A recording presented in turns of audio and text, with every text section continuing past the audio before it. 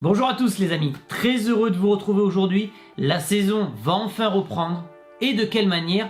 Puisque c'est avec un classico en match amical que cette saison va reprendre. Alors, c'est bizarre d'affronter le Barça en match amical. Ce sont souvent des matchs à haute tension. Là, ça va être un match pour tester l'effectif, tester une composition, tester un système tactique. Mais bien sûr, il y aura la fierté de remporter ce classico, qui évidemment ne rentrera pas dans les statistiques de confrontation directe étant donné que ça reste un match amical. Et dans cette vidéo, on va comparer rapidement les deux effectifs et les deux mercatos, et surtout je vais vous donner mes attentes par rapport à cette rencontre. Alors installez-vous bien, prenez un thé, un café, et c'est parti pour cette nouvelle vidéo.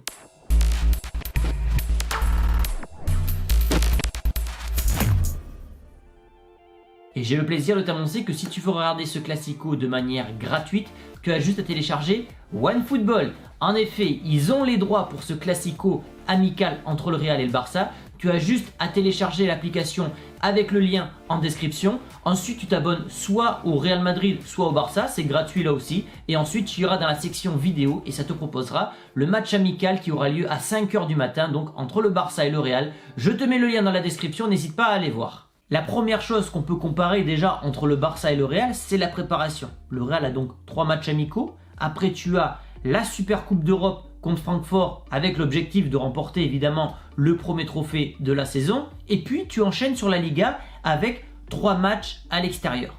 Et maintenant, quand tu regardes le Barça, eux, ils ont une préparation beaucoup plus longue puisque eux, ils ont le double de matchs amicaux. Donc, 2 stratégies différentes. On va faire confiance évidemment à Pintus qui a fait une préparation très difficile à l'instar de Conte avec Tottenham, et on sait que ce Real, avec cette préparation là qui est très physique, très douloureuse pour les organismes, met généralement du temps à se mettre en route, et c'est pourquoi les débuts de saison sous Pintus sont souvent compliqués. Les joueurs sont fatigués, ne trouvent pas le rythme, et c'est souvent au bout de 5-6 matchs que les organismes récupèrent et que le Real commence à trouver sa routine physique. Donc les 3 matchs, il y a le Classico qui va donc se jouer samedi. Mercredi, on aura un match contre l'Inter Miami, le Barça vient de les battre 6-0, et le samedi suivant, un match très intéressant contre la Juve d'Allegri et de Vlahovic. Alors donc la première affiche, c'est ça contre le Barça, et je vais pas vous mentir, je suis un peu déçu d'avoir cette affiche en match amical.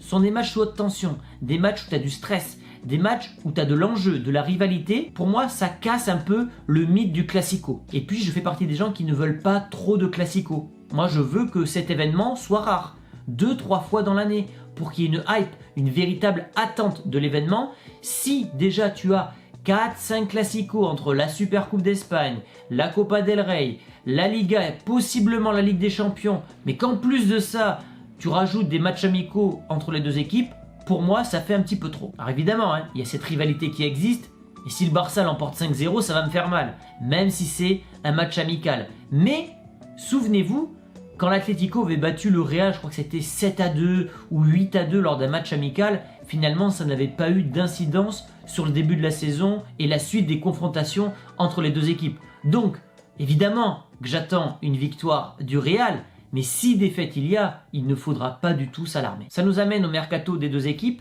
deux mercatos totalement différents comme les préparations. Un mercato très précoce du Real Madrid avec seulement 2 arrivées, donc Rudiger qui va être le nouveau défenseur central du Real Madrid et qui va décaler finalement Alaba côté gauche. Et on aura une charnière centrale qui va être incroyablement agressive, physique, parce qu'on aura 2 Golgoth, donc ça c'est bien pour les coups de pied arrêtés, défensifs et offensifs.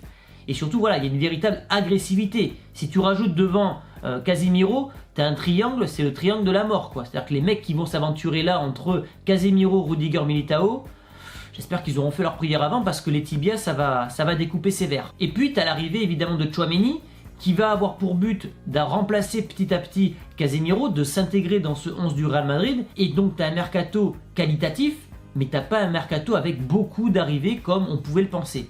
Pas d'attaquant droit, pas de remplaçant de Karim Benzema, on va donc repartir avec le même secteur offensif l'année prochaine avec, je pense, Rodrigo en tant que titulaire. Et côté Barça, c'est tout l'inverse. Malgré une dette qui était estimée à 1,3 milliard, bon, j'ai fait un TikTok qui vous explique comment le Barça a eu cet argent pour faire ce recrutement qui est incroyable, il faut le dire. Qu'on aime ou pas le Barça, il faut reconnaître que Laporta et Alemany ont fait un super mercato. Quand tu fais venir en période de crise financière Lewandowski, que tu fais venir Rafinha, Kessié, Christensen et j'en passe, et que tu peux faire venir encore, ça parle de Koundé à l'heure où je tourne la vidéo, et possiblement de Bernardo Silva, on est sur l'un des meilleurs mercatos de l'histoire du Barça. Ça va être une équipe qui va être directement compétitive pour la Liga. Pour moi, ils seront autant favoris que le Real Madrid pour la Liga. Et surtout, c'est un club qui, si la machine tourne bien avec Xavi, peut viser les quarts et directement les demi de Ligue des Champions. Bon, mes attentes par rapport à ce Classico, ça va être simple. La première chose, c'est éviter les blessures. Une bonne saison se joue sur une préparation physique estivale. Si d'entrée, tu te blesses, tu loupes toute la préparation très importante pour la suite de la saison. Donc voilà, évidemment, il ne faudra pas trop forcer. Va falloir quand même faire des efforts sans aller jusqu'à la rupture et à la blessure. Ce que j'attends maintenant d'Ancelotti, c'est de tester évidemment différents joueurs, notamment les nouveaux. C'est-à-dire que je pense qu'il y aura une compo pour la première mi-temps et une compo pour la deuxième mi-temps pour faire jouer un maximum de joueurs.